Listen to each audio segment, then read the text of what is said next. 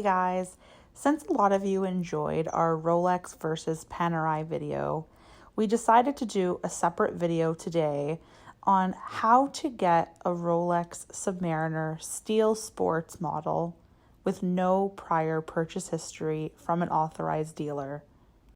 Before I share my tips on how to score a Submariner, don't forget to like this video and subscribe to the House of Lusso. Thanks guys, and let's get into it.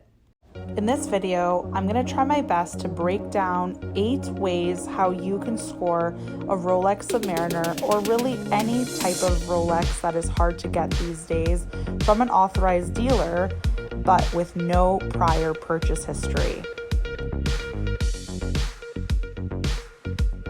Tip number 1, guys, is to research. Research at least 3 different ADs in your area to visit, and try to go back to those same places at least once a month, if not twice a month.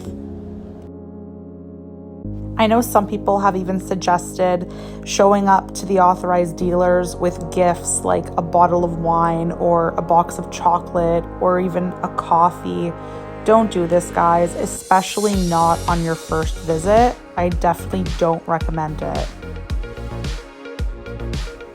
Our second tip is to try and find one advisor at each AD that you visit and try to make this person someone that you mesh well with and someone that you actually would be able to have a conversation with in person if this wasn't a situation where you're trying to get them to sell you your dream watch. Tip number 3 is to be realistic. When we say be realistic, guys, what we mean is go to your AD with at least 2 to 3 models in mind. Don't go in saying you want a GMT Batman, a steel sub, and a white-faced Daytona, because there's literally zero chance for the average person to have all those models offered to them without a huge prior purchase history.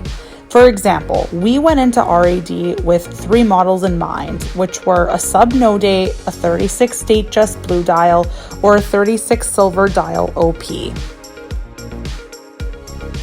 Our 4th tip is a little unconventional, but it is to name drop. For this one, it can only apply if you actually had a friend or family member make a prior purchase there, Rolex or otherwise. It will help to mention a prior customer to the sales associate. We did this, and I really think it helped us get what we wanted because it helped grow that personal connection to the sales associate and make us stand out. Tip number 5 is to use a special occasion, like a birthday or an anniversary gift, as the reason you decided to make this purchase, and mention it right away to the sales associate. We used my husband's 30th birthday, and it helped to also give the associate that extra push to make it happen by that date.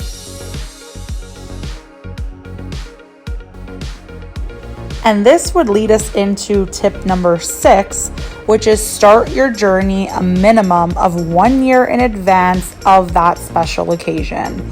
We started a little over a year, so by my husband's 30th, we got that call. Tip number 7, humble yourself, guys.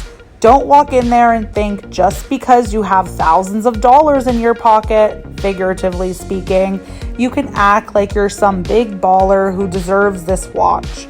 Because trust me, you aren't the only person with money that these ADs have dealt with. And they have many other potential customers, so you want to make yourself stand out in a positive way, not in a cocky manner.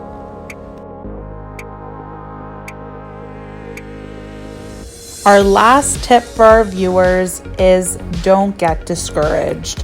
If you get offered your second or even your third choice to purchase before you get the call for your sub, then go for it.